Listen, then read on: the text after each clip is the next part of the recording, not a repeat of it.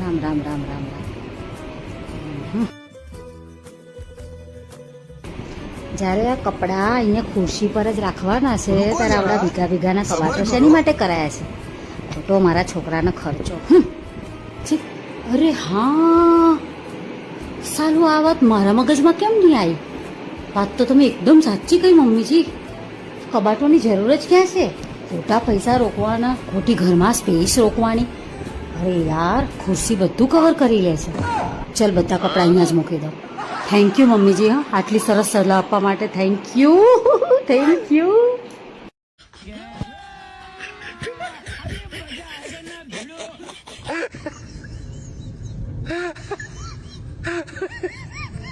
कौन है?